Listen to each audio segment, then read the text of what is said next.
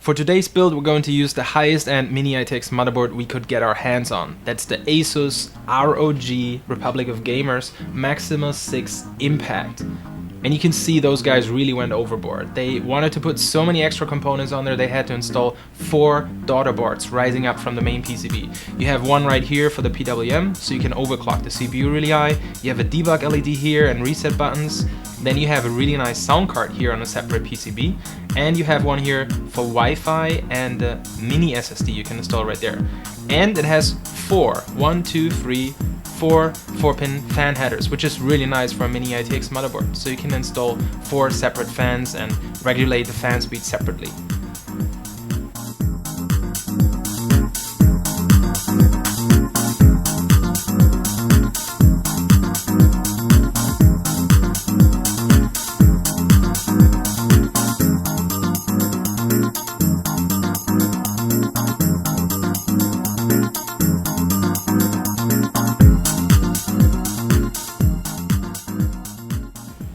Since the PWM module of the Asus motherboard we're going to use is standing off from the main PCB, the airflow of the 80mm fan on the side is actually not going to help a lot. It's going to be blocked. So we're going to remove this bracket here. And since we're only going to use one hard drive, which is the standard configuration that most of you are going to use as well, we're going to remove this bracket so we have easier access to the interior and we can install everything much easier. And we want to install water cooling as well. So then it's better to have some extra space and access from the side.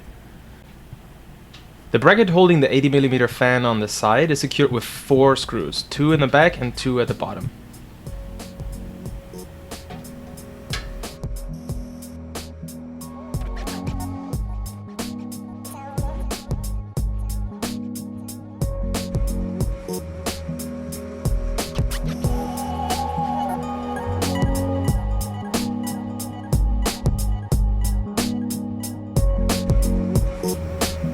The side bracket that holds an extra hard drive or a 2.5-inch SSD on the side is secured with 3 screws, 1 at the top here and 2 at the bottom right there.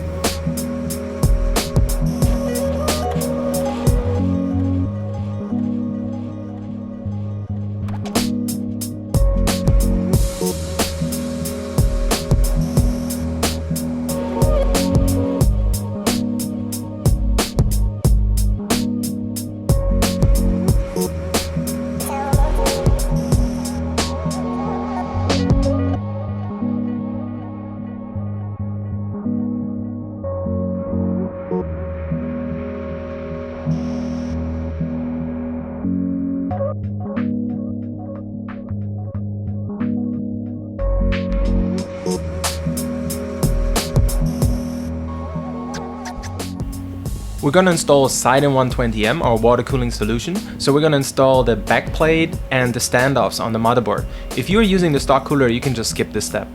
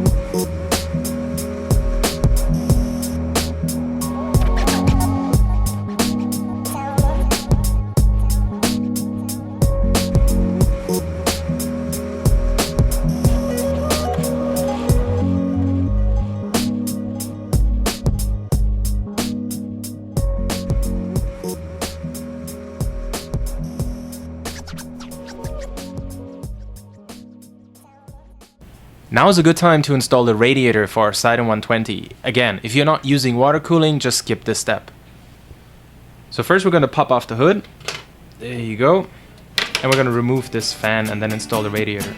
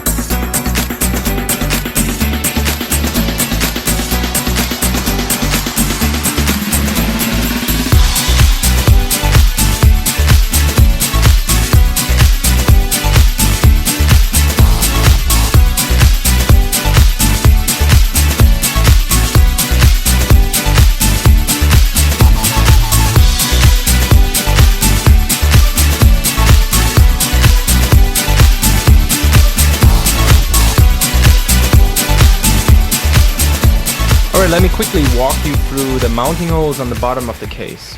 You can say that they're actually labeled. So 3.5 inch right here, and there's two more 3.5 inch holes right here. Now before you try to connect all 4 holes to hard drive, that's not possible. You actually only need 2 of those holes to secure the hard drive. And for the SSD, it's the same thing. There's 2 SSD holes here and 2 SSD holes here. Now I recommend you to install the hard drive with the cables towards the back of the case, because it's much easier to do the cable management. And you're going to use these holes at the bottom, either these or these, and you install the rubber studs on them. So just turn it around. You can either have the hard drive here on this side, or you can have it on the side here. And if you do it this way, closer to the motherboard, then you see there's actually space for another fan here, which is pretty nice.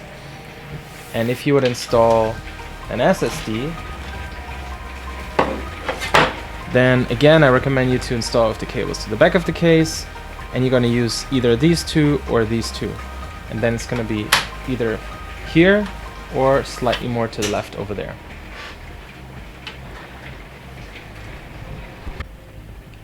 And these are the mounting holes on the 5.25 inch bay. You can see that they're labeled. It's 2.5 inch SSD here, same for the SSDs here, and 3.5 inch right there. So you can install a hard drive, of course, with the cables in this direction, facing the inside like this. It's gonna hook in like this. And you can actually secure it on top as well. There's 2 mounting holes here to secure it with 2 more screws.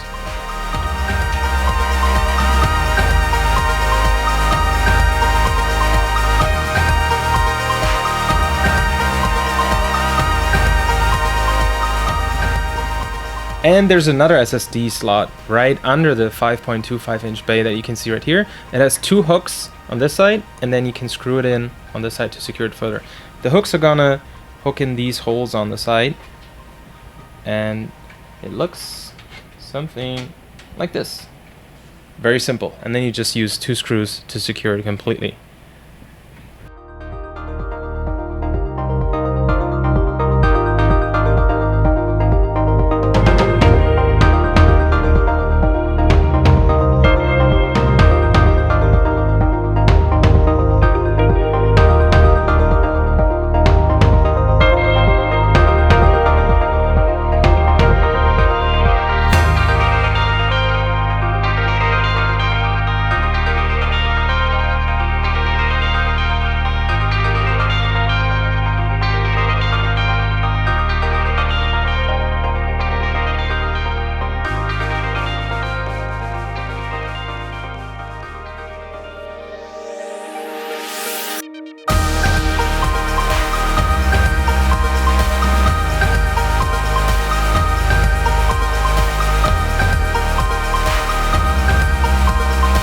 For the SSDs in the 5.25 inch bay, you just slide them in like this. And the second one on top.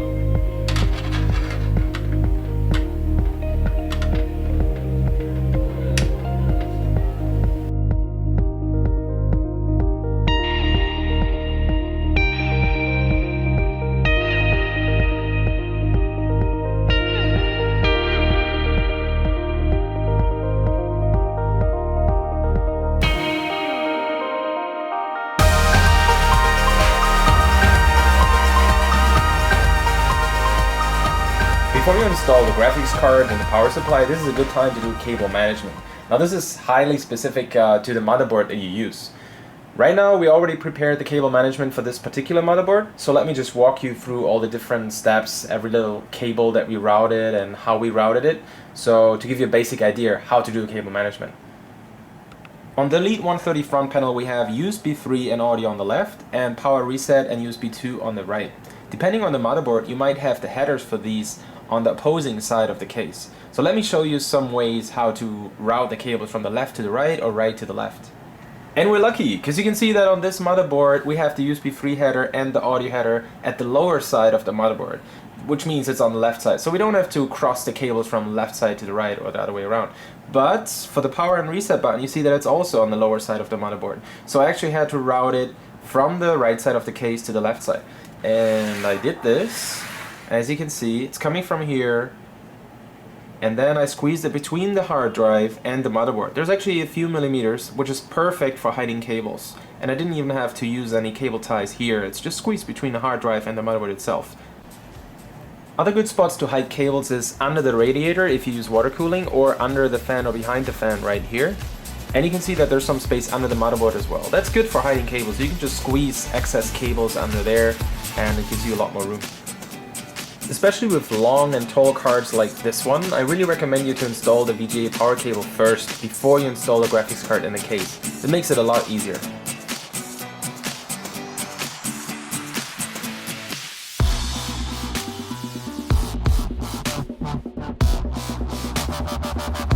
The next and final step is now removing the power supply backplate, installing it on the power supply, and then sliding the power supply into the case carefully, just a little bit, so we can install all the modular cables.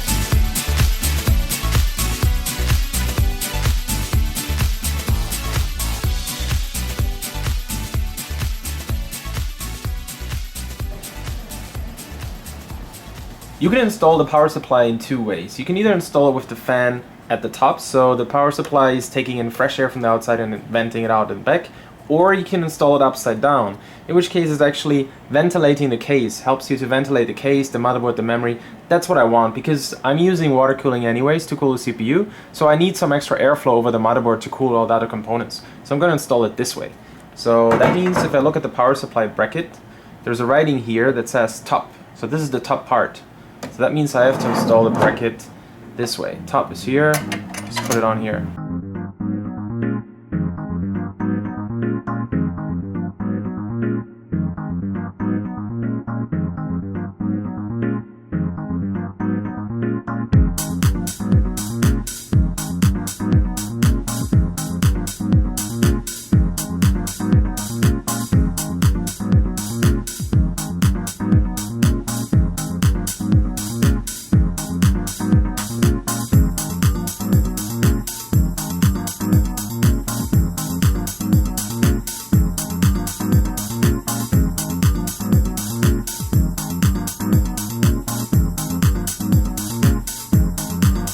Looks like a big mess, but we're gonna hide those cables later, don't worry. So just slide in the power supply, move the tubing of the water cooler to the side for now, and we have the power supply in all the way. And this little bar right here, you can actually remove it and move it to different places, depending on how long your power supply is, in case it's conflicting. But make sure the power supply is under this bar. So if you do it like this, you might not be able to install the power supply. Just make sure it's under that bar. There you go.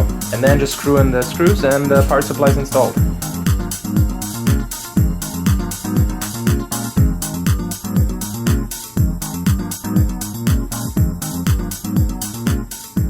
You can see that the VGA power cable I folded this way and then back to the VGA right here, and this beam is really perfect for cable management. It has little holes in it, or you can just use cable ties, zip ties to secure cables to it and strap it to it, and you can see there's still a lot of air here, so there's still airflow around here. And if you're really lazy, you don't care about cable management like this, you can just stuff it all here in the ODD bay. You're probably not going to use it anyways, but I wanted it to be nice and clean, have some air for the SSDs to breathe as well, so I folded it all to the side, as you can see here, and use zip ties and cable ties here. And from the side you can see it's all folded neatly into the gap here on the side. So again, you can see nice airflow. This area is all empty, so there's air going right through here and then through the power supply out in the back.